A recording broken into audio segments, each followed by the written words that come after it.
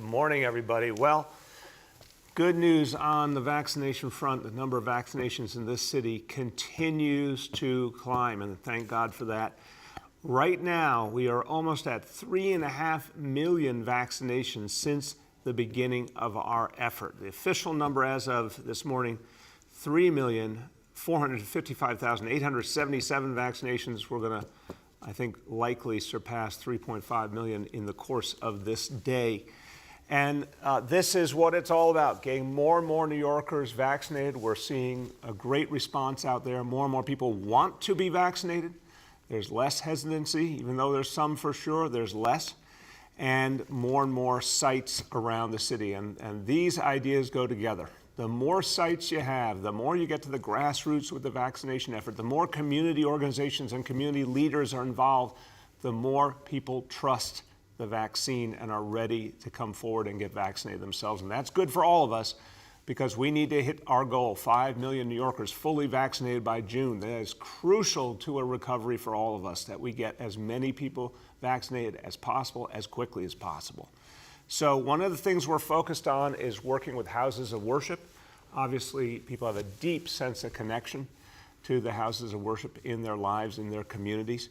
And we have pop-up vaccination sites at a number of houses of worship. We've been doing this over the last few weeks. We've found really great success and great efforts by the faith communities to reach out to their congregations and get people to come in, really reaching people who previously hadn't heard the message about vaccination or hadn't got all the answers they wanted. Now they're getting those answers and they're coming forward.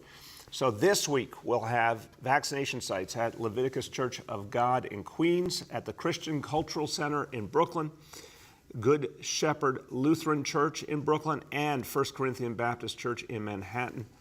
And we're going to continue to expand this effort across different faiths, different houses of worship, because it's working. This is a key part of our grassroots effort, in addition to all the other things we're doing, folks going door to door, signing up seniors for vaccine, the many grassroots efforts that are working. You're going to see a lot more of it in the weeks ahead.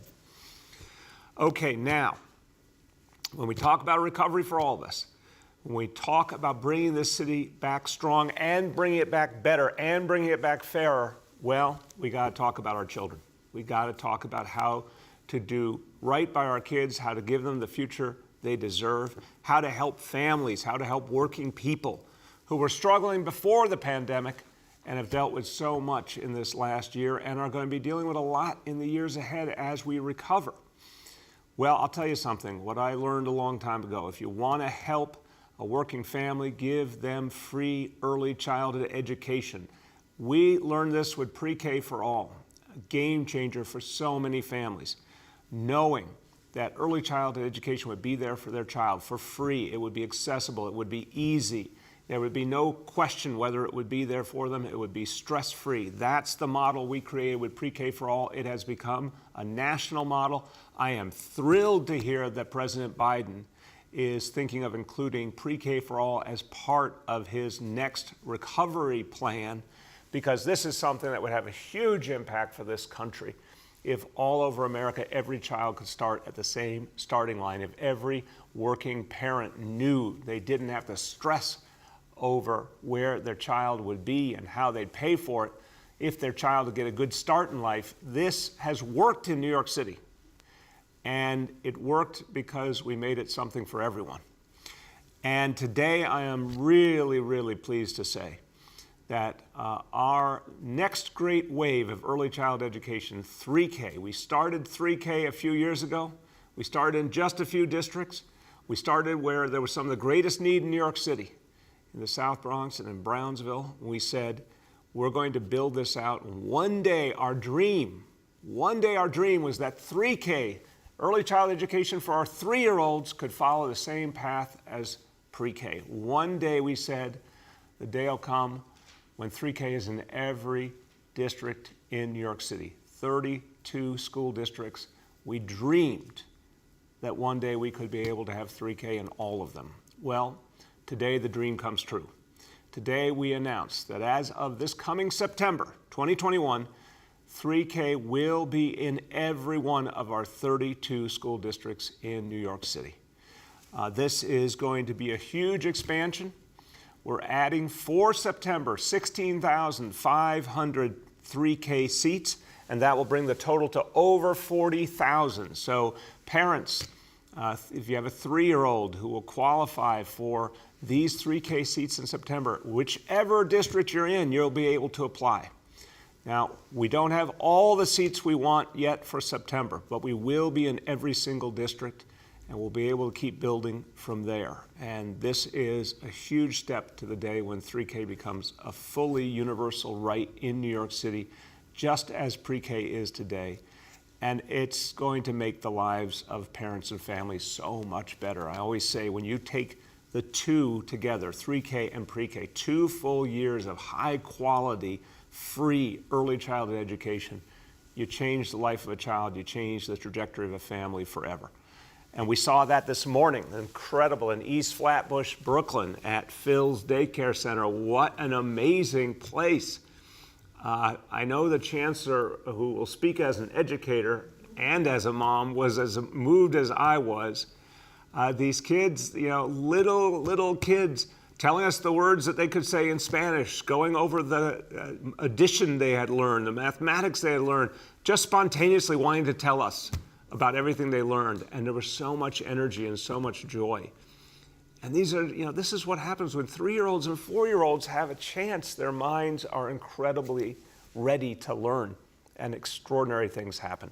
So we saw it this morning, and this is the shape of things to come. And here to talk to you about the expansion of 3K to every district in New York City, our Chancellor, Misha Ross Porter.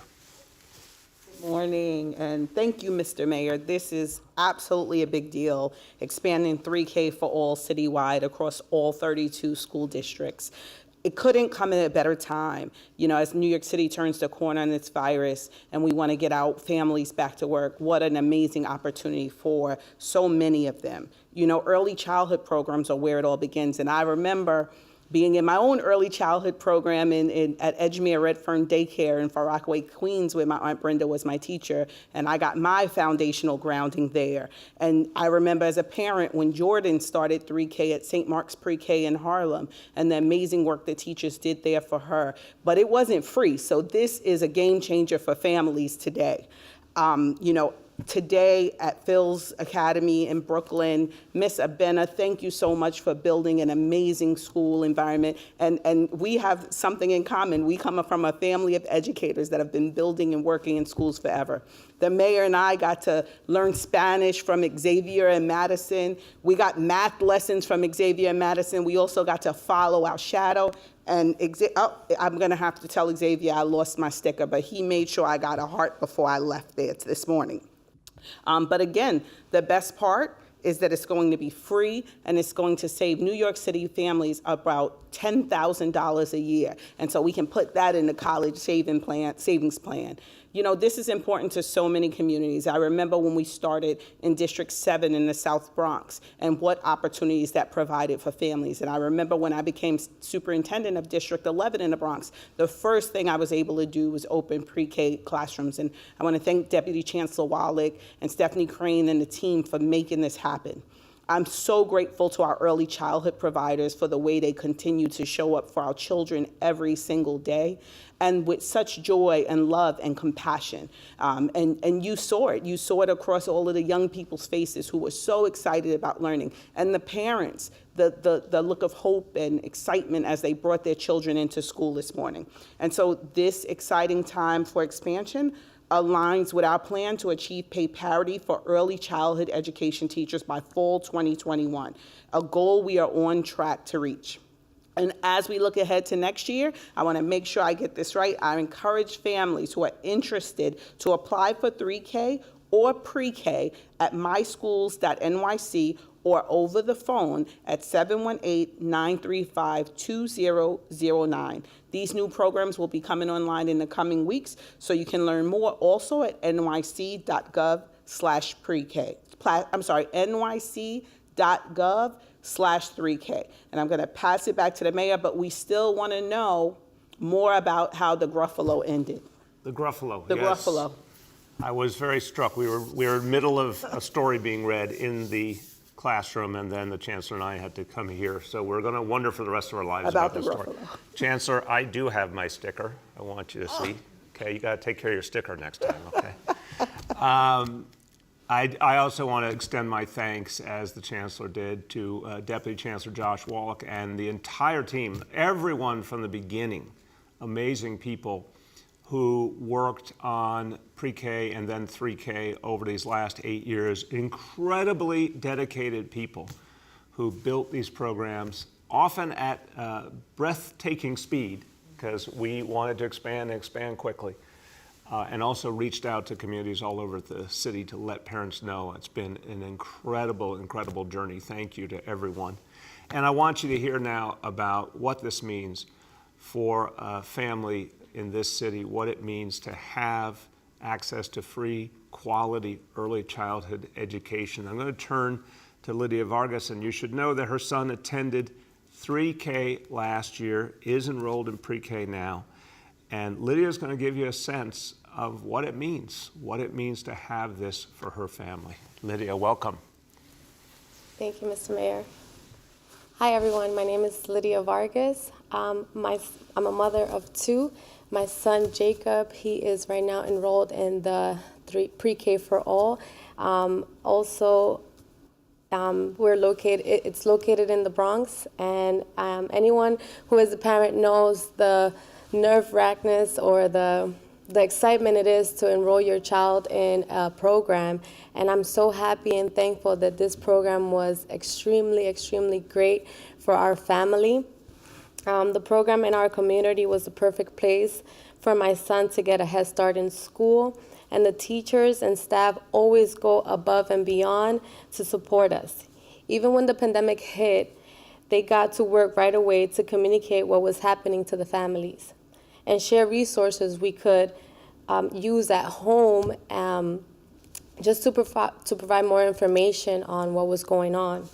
I remember sharing so many posts on the Class Dojo app of Jacob doing arts and crafts that the teacher provided over the app in Class Dojo.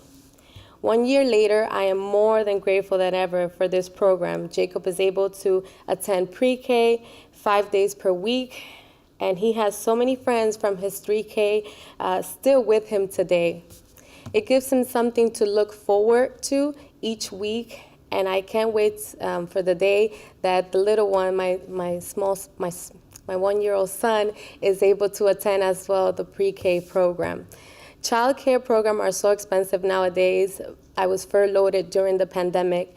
Having access to this program, free program, may I mention, has meant the world to us as a family and other families that I know as well. 3K for All was created thinking not just for the students, not for the children, but as well as the parents and the family, and we're grateful for that. I can't imagine a better opportunity to give to my son a great education surrounded by people who love and care for him. And I can't wait to enroll my 1-year-old in the school as well. Thank you, Mr. Mayor. Thank you. Excellent, Lydia. Thank you. Thank you for telling the story of your family. And I'm so happy for Jacob that he's doing so well. Thank you. And I'm glad that your next child as well will have the chance. And this is the beauty of pre-K and 3K, what it does for families. And I want to just say, this is an amazing moment, and it's really been a team effort. Of course, we're able to now get back in the game with expanding 3K, in part because of the federal stimulus. So we're so thankful to President Biden, to Majority Leader Chuck Schumer, to House Speaker Nancy Pelosi, our entire delegation in the Congress for fighting for a stimulus that had a lot of focus on education. That's tremendously important. But also, the whole way through, we've gotten incredible support for pre-K and 3K from the state legislature, and especially from the city council. This was a huge endeavor from the beginning. For us to achieve it, we needed the help of the city council, not just in terms of the city budget alone, but for those of you who remember the beginning of pre-K and then 3K, we needed a lot of help community by community, identifying the locations, getting organizations, grassroots organizations to join in the effort. And the city council played a central role from the beginning. So this expansion also has been something the city council has been pushing for and has made very clear to the administration that they thought should be a priority as we plan ahead. And I'm very thankful for the City Council for that support and that firm commitment to 3K. I want you to hear from some of the council members who have been a part of this effort, who have fought for 3K for their communities and are here to celebrate the fact that it will be in every district. First, I want you to hear from Brooklyn, from someone who really fights for her community and particularly understands, as a mom herself, how important early childhood education is. Council member Lori Cumbo. Hold on. Are we having our traditional technical difficulties here, guys? Sure. So I think with tax. Hello? There you go. Here I am. Good morning. Good morning, Mayor de Blasio. How are you today? I am feeling great because it's Universal 3K Day. So Yay! And nobody could be happier. It's such an incredible opportunity. I'm home today. My son has a little bit of a cold, and so we are waiting for his COVID test to come back negative so that he can go back to school. So when these types of things happen, when daycare closes, the school has professional development days, I know firsthand it's impossible to work from home and to also raise your children at the same exact time. So universal pre-K for 3-year-olds, you probably hear him in the background, is critical because it's so important. I know when I enrolled my son in daycare and pre-K, the costs were between $1,500 on the low end to $2,200 to $2,500 on the high end. And that was just for daycare. I mean, it's more expensive to send your child to daycare than it is to college. So it's almost as if the savings that you would have created for a college education are spent almost on pre-K. So this is really critical. This is really important. Families simply cannot go back to work unless we have the support that we need to send our children to daycare. And this is a huge step in the right direction. And I certainly applaud Mayor de Blasio for his commitment to making sure that universal pre-K happens. It was great when it happened for UPK4, now UPK3. And we're going to keep pushing till we get UPK2 and all of that because we certainly need it. And that'll be for the next mayor. But it's critical, and you've set a tremendous precedent. And for so many families, I just want to say, I know that you all have been so challenged with raising a family, going to work, fixing the meals, the laundry, cutting the fingernails and the toenails and ordering the books and trying to be like super parents. And I know we all had visions and dreams for our children, but help is on the way. And this is an incredible resource. My son will be going to UPK4 next year. So I'd like a rebate for UPK3 that I had to pay for, just teasing. But it is certainly an exciting idea. I know Ben Kalos, because Ben and I would talk so much about how expensive UPK is, and we would champion and fight because we were trying to get UPK3 for selfish reasons, but also for the entire city.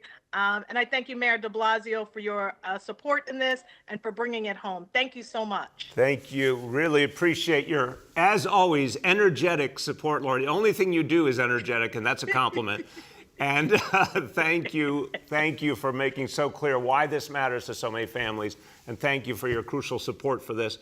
Now, I want to turn to another council member. He represents one of the districts in New York City where the demand has been greatest, where we have the most overcrowded schools and where there is just an intense need for working parents, including a lot of struggling immigrant parents, to have more options for early childhood for their kids. I know he is a strong supporter of this 3K expansion. My pleasure to introduce from Queens, Councilmember Francisco Moya. Thank you, Mr. Mayor. As you see that the great council member Lori Cumbo brings such energy this morning and such a great issue, but I want to take this opportunity, Mr. Mayor, to thank you for the wonderful work that you've done, how you've spearheaded pre-K from the get-go. I remember this when I was in Albany, and you were fighting to championing it, and you made it a reality. And now we're seeing 3K for all. This is a great day for the children of New York City, especially now as we're seeing the reports showing that learning loss associated with the pandemic and the children being at risk of lacking the basic literacy skills by the time they reach the age of 10, which is prevalent among low-income families and communities of color. A family's income or immigration status should not determine a child's access to quality early education. With the launch of 3K for all in the remaining neighborhoods, including those in school districts 24 and District 30, we are prioritizing and investing in the neighborhoods disproportionately impacted by COVID. These neighborhoods are made up of working families, immigrant families, Black and Latino families, families who've lost wages, families with no childcare, families who have had to adjust to the virtual reality without adequate resources, all while dealing with the loss of loved ones. 3K for all means New York City is making access to early childhood education equitable, not just for people who could afford it. It means families can go back to work sooner, especially given the negative economic impact over the past year. It means children of lower socioeconomic status won't have to play catch up and will have a real opportunity early on to adjust to school and learn critical social and emotional skills. It means knocking down the language barrier for immigrant families whose children's first language is not English. This is a step forward in reducing the racial gap in education, and we are sending a message to our communities that we are invested in their families' future, and we are ensuring that their children have the resources necessary to put them on a path to success, no matter their background. We cannot risk stunting children's intellectual growth. The time is now because every child deserves a shot at success. And thank you to you, Mr. Mayor, for making this happen. We couldn't have done it without you. Thank you. Thank you. That's so kind of you, council member, and thank you for being such a strong supporter of pre-K and 3K in Albany and here. Thank you so much. And I want to hear from one more council member, and I will say this as a compliment. He has been slightly obsessed with the expansion of pre-K and 3K in his district. I appreciate that. I appreciate that he has brought immense energy to bear, and it's real interesting when council members come to you and they say, hey, there's something we really need to focus on. I need to talk to you about it. It's heartening to me where the thing that brings out the most passion is early childhood education. That has been true for Councilmember Ben Kalos. He has talked to me about this dozens and dozens of times over the year, and I'm really happy that we can have him join us on this day where this dream is finally being realized, and 3K will reach his district now. From Manhattan, Councilmember Ben Kalos. Good morning. I'm Councilmember Ben Kalos. My daughter is 3 years old, and 3K for All is a lifeline that will make it easier for countless families like mine to stay in New York City and thrive. My family will be applying for 3K today. After this pandemic forced our children into isolation for a year, New York City parents will be relying on 3K for All to help our children catch up. Childcare on the Upper East Side starts at $30,000, and that's if you can get a seat. Few can afford this, and countless families have told me that childcare costs were the straw that broke the camel's back and forced them out. This was even before the pandemic. 3K for All is a game changer, giving every child the fair start that they deserve. Right here, I have a map of where we had planned 3K as of 2020 that I made when we launched a petition, and the areas in red still needed it. If you counted, that's half the school districts in New York City and about 2/5 by population and landmass. Today's announcement turns its entire map blue, and Mayor de Blasio, this petition is coming down today. Childcare weighs heavily on couples as they plan for a family. Can they afford childcare? If not, can they afford for one parent to take time off? How long will that gap be? Will their career ever recover from that gap? Which parent will that be? Now, to be honest, in heterosexual couples or with single parents, that parent is most often a woman. 3K and pre-K, the times the family must struggle to find childcare, from 5 years down to 3 years, which is a big help and two big steps in the right directions. Countless families, including mine, are breathing a sigh of relief with today's announcement. Full disclosure is that my advocacy started long before we even got pregnant with our daughter. I want to thank Majority Leader Lori Cumbo for her partnership. We have elected officials who live in their districts and have families precisely so to fight for the services for our children. I couldn't be prouder to have you on the council.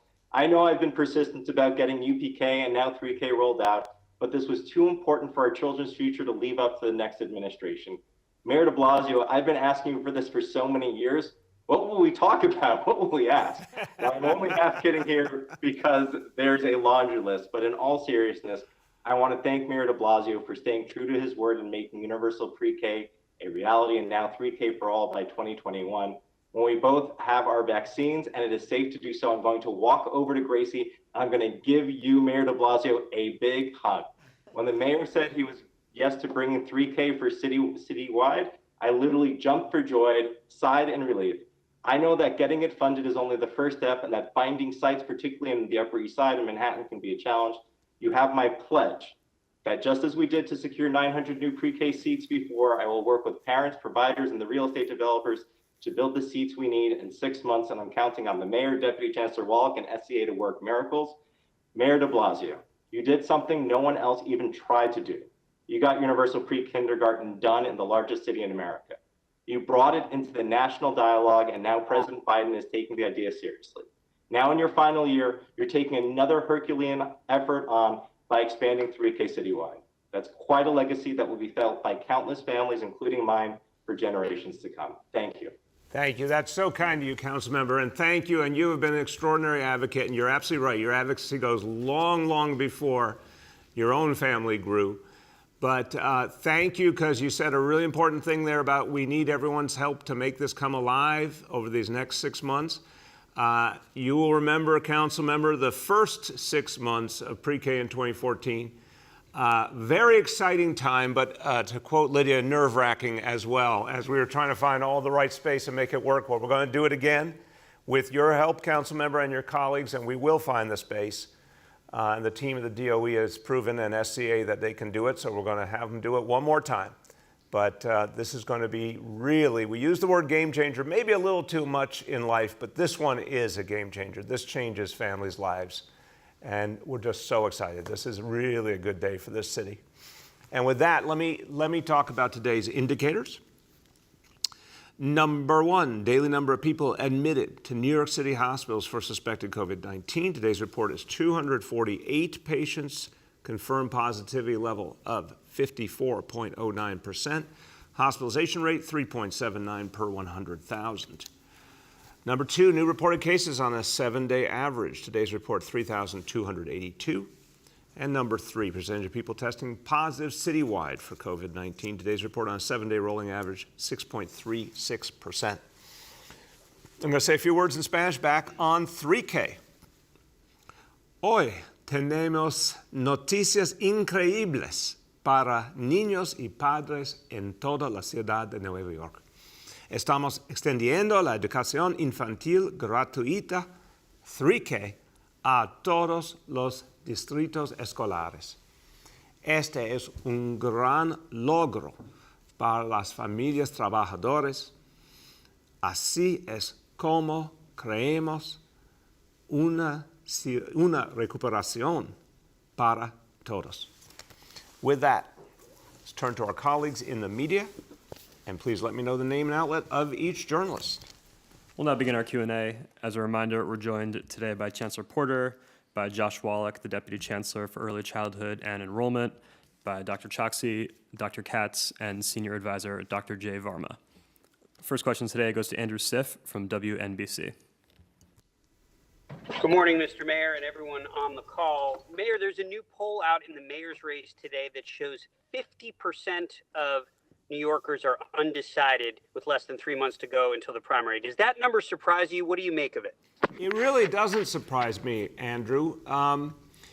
Look, I think you've got a big field of candidates.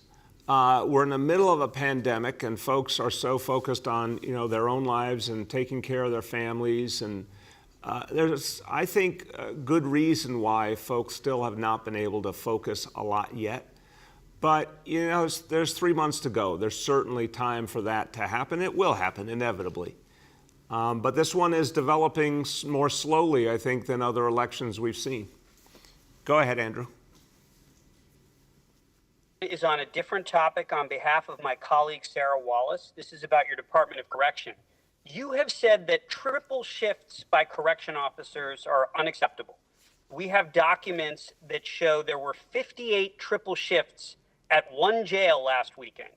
Is your commissioner ignoring your mandate? Are you prepared to commit to hiring more officers? Look, we absolutely do not want triple shifts. There's no question about that. And I'm going to get an update today on why that was necessary in that situation. But we have, historically, as you know, we had a really substantial number of hires of correction officers because we used to have a real big issue with overtime. That's been much less of a problem now because the number of folks incarcerated has gone way down, and that's a good thing. But sometimes I think there are aberrant situations. We got to make those, very, very rare, if not never. So I don't want to see this going forward. I'll follow up on this today. And if we have to make some adjustments in terms of personnel to avoid the triple shifts, of course we will. The next is Christina Vega from Chalkbeat. Mayor, Chancellor. Hey, can you hear us, Christina? Yes, can you hear me? You sounded real light. Just speak up a little bit. Can you hear me? There you go. It's better? Okay. So my first question is, if the city can create 6,500 new 3K seats, why not address the persistent shortage of preschool special education seats that leaves certain families without services or instruction? Well, Christina, we want to get to work on that too. Look, the goal here is always to be as universal as humanly possible. And as you remember, pre-K started in stages. 3K obviously started very small and built up. We want to reach every child in every way, but that will take some time to put the pieces together.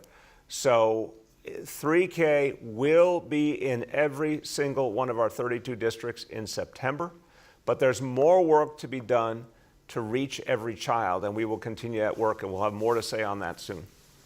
Go ahead, Christina. Along those lines, how many slots would it take to reach universality? Like how close are we with this announcement? And can you break down how much you're spending and from what sources to get to this level of we're at about 25,000 kids in 3K now. We will be adding 15,000 seats for this September 2021, so it'll take us to 40,000 plus. We believe that the natural maximum here is something like 60,000, 61,000 kids. So we want that to keep building fast over the next year or two. And the budget will get you the updated figure, but adding this is a substantial investment.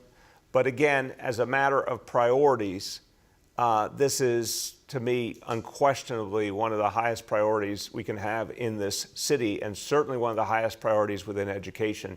If you get early child education right, everything else works. I'm going to turn to the Chancellor on this point because she is a lifetime educator.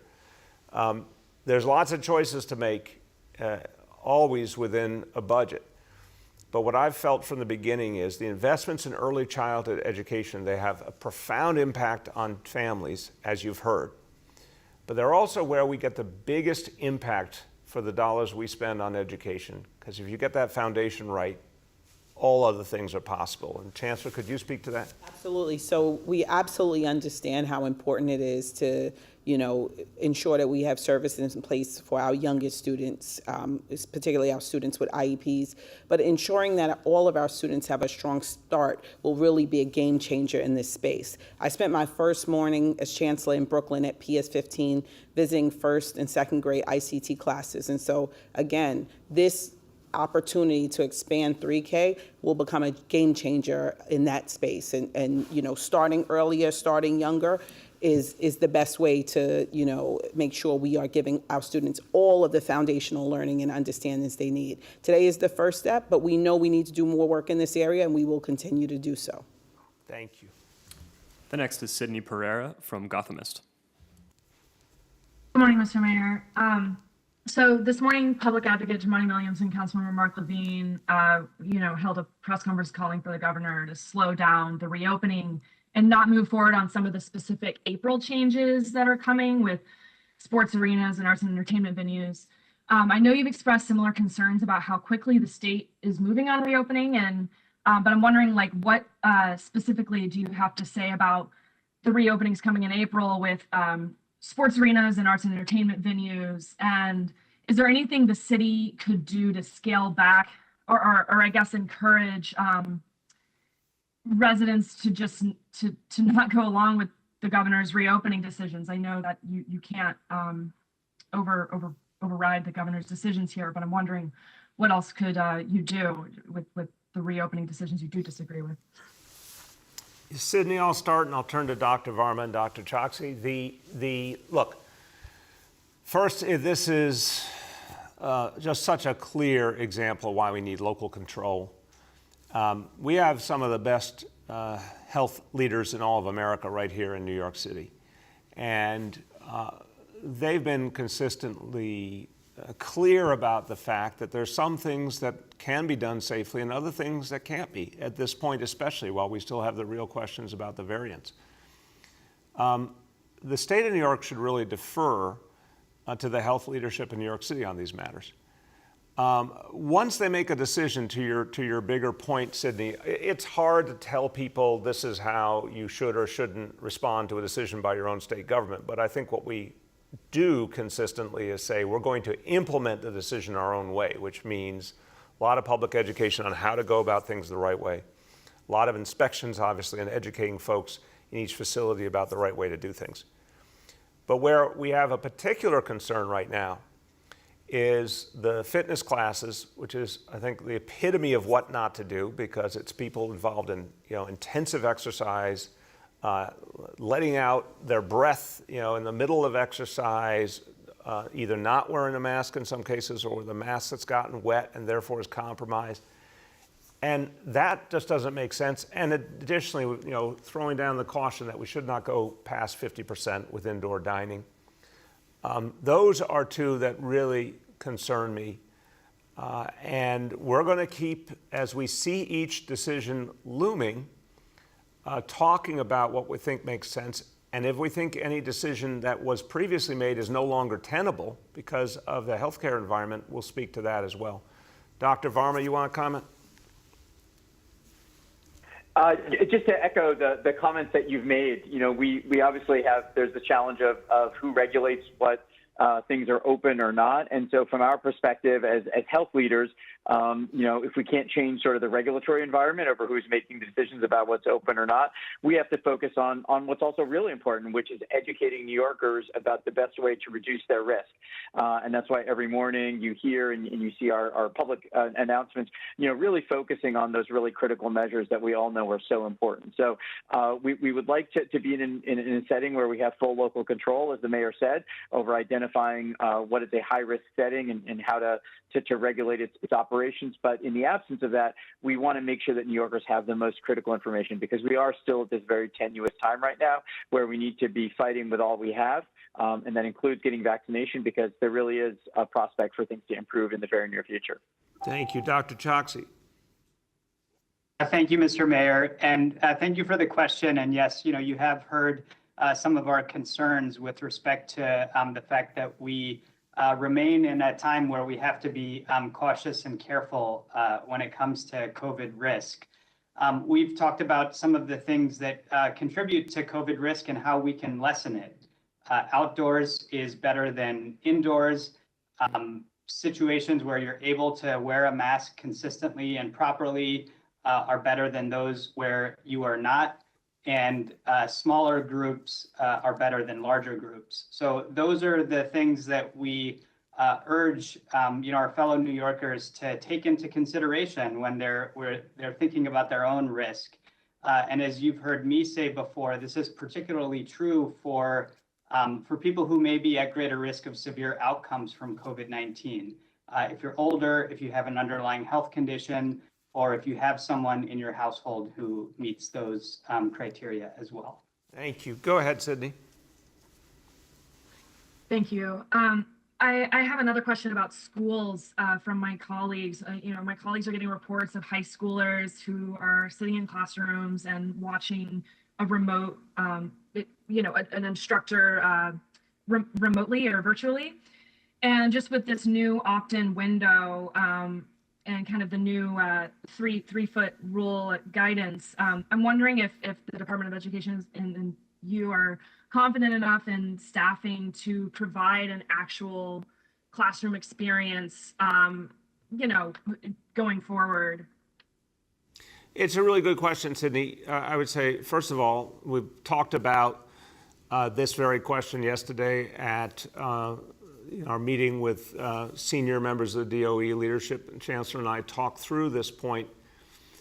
I think it's important to say that the concerns about kids being in a classroom and doing remote work, well, first important to say even before the pandemic, sometimes kids were in a classroom doing online work, but much more germane to the current question. This doesn't really, from what we're aware of, is not really a pertinent issue in elementary school or middle school. It's a pertinent issue in some high schools, and it tends to be the biggest high schools. And the high schools that have the most comprehensive curricula, because that's where you have some of the problem, having a teacher available who has the particular subject background. And that's, of course, affected by how many teachers are on accommodation right now and not available in person. So there are some issues, but they're navigable issues. And it does not take away from the fact that a child is in school with the support of caring adults, professional educators, guidance counselors, you name it. I'll turn to the Chancellor, but just say to the question of where we go from here, clearly we have classrooms with a teacher in the classroom that could handle a lot more kids. The 6 feet rule created a real artificial reality where classrooms were very, very small size. And we undoubtedly can accommodate a lot more kids, just as we are now with the staffing we have now. And if we have to make some additional staffing adjustments or additions, we will. But I do think we have to keep in mind that the substantial number of teachers working from home because of accommodations is really at the core of some of this. Go ahead, Chancellor. Yeah, I would agree with the mayor. I would also add that each school is working through their specific programming issues. But I also want to acknowledge that, what is happening in those cases is that there is an adult in the room working with a partner teacher. And I just want to acknowledge that our teachers are really working in partnership and collaboration when the specific content area teacher is not in the room to ensure that our students are getting the support that they need. Listen, I'm a high school parent. My own child, Jaden, is back in 10th grade, and she was so excited about just being back in school, just connecting with her teachers, just connecting with her classmates. And so part of this is about socialization, but we understand the need to ensure that we are wrapping ourselves around our students, and getting them back in school. And to the mayor's point, our lowest numbers are actually in high school. And so we feel confident that we'll be able to support more families coming back in. Thank you. Go ahead. The next is Aaron from Politico. Hi, Mr. Excuse me. Hi, Mr. Mayor. Wanted to ask about the Open Streets program. We had a story this week that a quarter of the open streets that were originally opened have since been closed and taken back by cars for a variety of reasons. Some because they rely on volunteers who just didn't really have the bandwidth to keep it up. Some because cars were just kind of not respecting the restrictions. So I'm basically just wondering, with your promise to make the program permanent and expand it, is there anything you can do to make sure that these streets, once they do open, are actually, can continue for the long term? Yeah, thank you, Aaron. I think obviously, the winter weather also affected the equation in terms of people wanting to be out.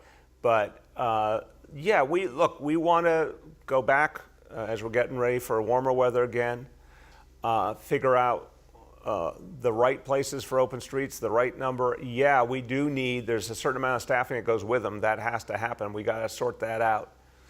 But I think we also found with everything we do, some places worked really great. Most places worked great. Some places didn't work as well as planned, and new options will be looked at. But I'm very confident that open streets is going to be a big part of this year in New York City and the future. It was an incredibly positive experience. And we just got to keep improving it and fine-tuning it as we go along. Go ahead, Aaron. Thanks. And then I want to follow up on your announcement about city workers coming back to the office yesterday and clarify something, because the unions and some others have expressed concerns about, needing better safety regulations to make sure it's done safely. With regards to masks, I believe that you said, oh, well, there are some people who are just, off by themselves and not around anyone, and so they won't have to wear a mask. But with respect to, I think we're mostly talking about office workers here because the front line of people are already in person. So if you're in a setting where you're in an office and there are other people in the office and the desks are 6 feet apart, do you have to wear a mask? Is that mandatory or not? And if not, why not? No, it is mandatory. We needed to do a better job of clarifying that. I'm glad you raised it. We'll make sure the written guidance is really clear. People have to wear masks in offices, period. We were referring to the fact there are some aberrant situations where, you could have a late shift or something where there's very few people around. But the basic rule is clear. Folks coming back, city workers coming back to serve the city, we want to keep them safe. We want to keep each other safe. Of course they have to wear masks. Go ahead. The next is Sean from the Daily News. Yeah, good morning, everyone. I wanted to get your latest thoughts on the situation in Albany. In a little bit, Governor Cuomo is going to take... Okay, I apologize for the webpage that sprang up. Governor Cuomo... This just proves it's live TV. Go ahead, Sean. Totally. The casualties of multitasking. Governor Cuomo in a little bit is taking questions from reporters for the first time in a while. What do you want to hear from him at this point in time? I've been clear. I think he should resign so we can move forward in this state. But I'm not expecting him to do that today. So the next thing he should do is resume normal democracy, restore democracy in the state of New York, restore local control so we can move forward. I am concerned that some of the decisions he's made lately, I think, are more and more about politics than about the health of our people. Well, the way to resolve that is to restore local control. Let us make the decisions for our own people. We are moving slowly but surely out of this pandemic. It's time for democracy to come back in the state of New York. Go ahead, Sean. Yeah, thanks for that. And switching gears, I understand undocumented workers have been doing a hunger strike for some days now, trying to draw attention to lack of funding in the federal stimulus and in the state budget for them. Just seeing a hunger strike, very drastic gesture. What do you make of that situation? It's very moving. It's very sad that folks who are trying to take care of their families are led to a situation where they feel that's their only choice. I mean, look, this is the American problem. There's 12 million people here, and we're not acknowledging it, not being honest about it as a nation in terms of our laws and our policies. There's 12 million people who are Americans because they're here as part of our communities. They need a pathway to citizenship now. We need comprehensive immigration reform, and we should provide support so families can remain whole, which is why in this city, we don't ask documentation status. We do provide a variety of support, including guaranteed health care for folks who happen to be undocumented. Folks are going through a lot. They need help, and we're going to try and figure out every way we can help them, notwithstanding the problems of the federal laws. The next is Matt Chase from Newsday. Hey, good morning, all. How you doing? Good. How are you today? I'm doing okay. Thanks for asking. Dr. Chakchi, under the door-to-door vaccination plan you described for the J&J shot, will a senior of color be more likely to get a door knock from a vaccinator than a senior who's white? So before Dr. Chokshi goes, and I'll turn to him, Matt, I know you like to ask these yes and no questions. I just want to affirm, first of all, it's not just someone knocks on your door and says, hey, I have a needle here. It's we do the appointments, obviously. We encourage people to get vaccinated. We have door-to-door efforts to sign people up, and a lot of people are signing up on their own or their loved ones are. as with everything, we're focusing our efforts on where COVID hit hardest, which was in communities of color. But it is about individual willingness to sign up. And that's the X factor. You can't mandate, you're not saying to someone, we're going to vaccinate you whether you want it or not. It's about who chooses at this point to be vaccinated. And that is something that's open to people of all backgrounds. Go ahead, Dr. Choksi. Thanks, Mr. Mayor. I'll just build briefly on what you said. First and foremost, this is about outreach and making sure that we are getting people through our canvassing, through our phone calls, through all of the different channels that we have to engage, the people who will most benefit from vaccination, and that includes through our homebound program. Specifically for people who are homebound, this involves collaboration and outreach with NYCHA, with our Department for the Aging, including naturally occurring retirement communities. So we do take very seriously our obligation to ensure that we're maximizing access through that type of outreach. And as the mayor has emphasized, not just today, but over the course of our vaccination campaign, that includes putting the hardest hit neighborhoods and particularly communities of color at the center of our efforts. I'll just add one more note to this as a doctor, which is that unfortunately, when you think about the people who are homebound, who are disabled or may have less mobility because of chronic conditions like diabetes or cardiovascular disease, unfortunately, those burdens have disproportionately been borne by communities of color as well. It's one of the reasons that we felt so strongly about bringing vaccination to people who are unable to come to the sites that we have set up. Thank you very much. Go ahead, Matt. For the record, there was no yes or no there, but I got another question for you. Earlier this month, you said someone who commits hateful but non-criminal conduct could be visited by the NYPD. Do you still stand by that? And if so, has the NYPD begun conducting these activities? And if not, when will they begin? So again, the whole idea there, let me make sure it's clear. We have a lot of folks who say, I don't know whether I should report something that happened to me or something I witnessed. And what I've been trying to say is please report whatever you see. If you think it might be a hate crime, if you think it was an act of bias, report it. We're not asking the average resident to be a lawyer here and know exactly what fits each definition. So again, a reminder to everyone, you can go to nyc.gov/stopasianhate and report any incident you see. My point about NYPD is they're going to investigate anything that might be a hate crime. And sometimes it will turn out it doesn't rise to that definition.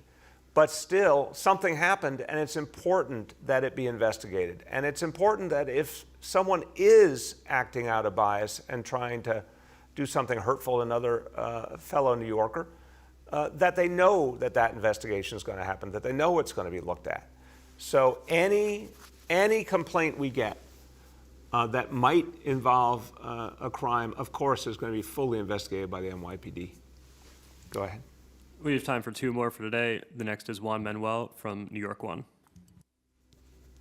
Good morning, Mr. Mayor. How are you? Good, Juan Manuel. How you been? Very good, thank you. A couple of days ago, you had some issues with the indicators, some trouble with the state data. Is that now resolved? And also, can you tell us again why the numbers the state is providing for New York City in terms of COVID-19 cases, not cases, but positivity numbers and stuff like that, why are they so different from the cities? Sure. I'll turn to Dr. Choksi, and yes, the technical issues, the data issues have been resolved. He can speak to that. But to the bigger point, look, I think this fits perfectly, Juan Manuel, with the question of restoring democracy, restoring local control. You know, I always appreciate and I like to remember the people who, for each of us in our lives, made so many things possible. And one of those people for me was Deputy Mayor Bill Lynch, who I worked for about 30 years ago in this building. And he would always say, God bless the child who has his own. We in New York City, we have to have our own information. we have to have our own data. We have to protect our own people. The CDC today, Juan Manuel, we can respect the professionalism, we can respect the objectivity.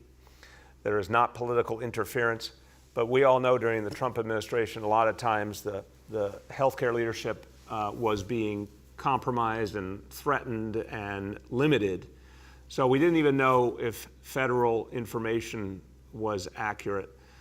The state of New York has their own methodology, and we don't always agree that it's the most rigorous methodology. Sometimes I am concerned that it might be a more subjective methodology, or there might be political considerations in the data.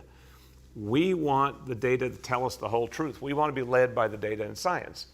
So the New York City Department of Health, which is respected all over the country, has a rigorous methodology, and we believe that is the most accurate read of what's happening in New York City. And we're going to stick by it, because if we have the facts, we can protect our people. But we're not going to depend on anyone else to understand the facts of New York City. We'll do that for ourselves. Go ahead, Dr. Choksi. Thank you so much, Mr. Mayor. And yes, first on the technical issue, I will confirm that has been resolved. The daily indicators and the vaccination data on our website are being refreshed this morning as per the usual schedule, and the rest of our public website will be refreshed this afternoon, which is also our regular cadence. So we've worked through those issues that were originally a problem with some of the state data coming through to us, and so that is all resolved. It gives me a chance to say how grateful I am to the health department's data team, which has been working night and day throughout this pandemic in particular to give us what you've heard me characterize as the lifeblood of our COVID-19 response. Everyone from the mayor on down looks at these indicators, not just daily, but sometimes multiple times a day, so that we can understand the trajectory of this pandemic and make the critical decisions to protect New Yorkers based on that data. And just as was said, we will always follow the most rigorous scientific standards in figuring out how to analyze the data and communicate it to New Yorkers. Thank you. Go ahead, Juan Manuel. So just to be clear, Mr. Mayor, do you or your health department think Governor Cuomo or his health department are cooking the numbers? I would say, and I'll let Dr. Choksi speak for himself, I would say I believe our numbers are more accurate and more consistent, and I know our numbers are based on objective science, and I can't say that about the state. Go ahead, Dr. Choksi. Thank you. And, I can't speak for the state health department, of course. I would take a step back and just make it clear that when we look at the trends, with respect to cases, percent positivity, hospitalizations, those are the things that are most important to follow. And, despite some of the nuances and the differences between the data, those trends often tell a very similar story. And so that's what we should focus on to make those critical decisions that I mentioned. Thank you. Go ahead. Last question today goes to Nolan from The Post. Hey, good morning, everybody. How you doing, Nolan? I'm all right, Mr. Mayor. How are you? A good day, Nolan. It's a good day. I was with 3-year-olds and 4-year-olds. I'm feeling hopeful. Oh, that's good to hear. You've been asked if the Department of Education would be able to report how many kids are actually getting in-person instruction in city schools. You've said that number is constantly changing, so it doesn't make sense to release it. The city releases all kinds of stats that are regularly updated, whether it's the testing stats for coronavirus or crime stats from the New York City Police Department, or even attendance stats from city schools. So what's the holdup in telling the public just how many kids are actually getting in-person instruction with schools reopened? No, Nolan, look, it's a good question. I want to make sure, I think, first of all, yes, we should get more information out on this, but we should make sure it's accurate in what is literally an ever-changing environment with our schools. But what we can do is this. As I said, this, from everything I've seen, is not an issue at the elementary school level or the middle school level in any meaningful way. It is a problem with larger high schools in particular. We talked about this at Department of Education yesterday, how to get more comprehensive data together on this and how to continue to address it. If it's a subject expert who's at home on accommodation, but they're needed to teach that subject in a school, of course that child is going to learn online even if they're in the classroom. But as you heard the chancellor say, with the support of a teacher in the classroom as well. But whatever specifics we can pull together to give you and others a sense of exactly the shape of this, we should do that. And that's something I'm happy to see us do. Go ahead. Secondly, your administration has made changes to the city's transportation infrastructure a hallmark of your recovery and reopening vision. You've promised at one point to help encourage people to get back on the subway, to help encourage people to start riding again. You said you would ride yourself. Now you're vaccinated. You haven't taken your promised week of subway trips yet. Do you plan to do that? And secondly, your Department of Transportation has promised to overhaul how bikes can use the Brooklyn Bridge by July. Will you promise to ride whatever bike infrastructure exists on the Brooklyn Bridge by the end of July? Yes and yes. I will happily. I'm really looking forward because we need that change on the Brooklyn Bridge. I'm looking forward to that day, and I will happily participate on a bike for sure. And yes, the subway trips, I'm looking forward to that too. And it's something I think is important. We obviously saw last week the highest ridership in the subways we've seen since the beginning of the pandemic. I think you're going to see more and more people coming back. I want to encourage it, and certainly we'll be out there showing that. So we'll schedule that soon. So everyone, look, today is a day, I'm just going to say, it really does do your heart good to be out in a school with, first of all, educators. I just want to thank all the educators, everyone who we saw today, who just they love the kids. They want to be there for the kids, and that's inspiring to see the adults who are there for kids and look out for kids. But the kids themselves are the ultimate inspiration. And every time I spend time with those 3-year-olds or 4-year-olds, it just reminds you of what's possible. While we were reading the story or listening to the story being read, what was the animal called again? It was the Gruffalo? The Gruffalo. The Gruffalo. I was looking at the faces of the children, and the focus, when you see what 3-year-olds and 4-year-olds can do, the way they can learn.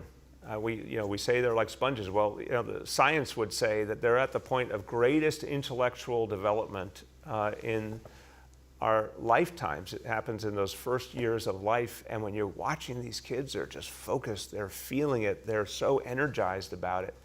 The children bragging to us about what they could say in Spanish, even though it wasn't their native language, and showing that they could do, the addition they could do. It was just beautiful and hopeful.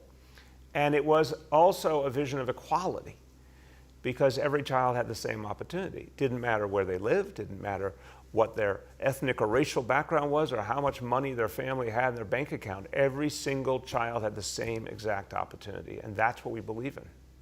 That's our values coming to life. So it was a beautiful moment. It's the shape of things to come in this city. It's the shape of a recovery for all of us. We saw it today in East Flatbush, Brooklyn, and you're now going to see the same thing in all 32 school districts of New York City. And that's something to celebrate. Thank you, everybody.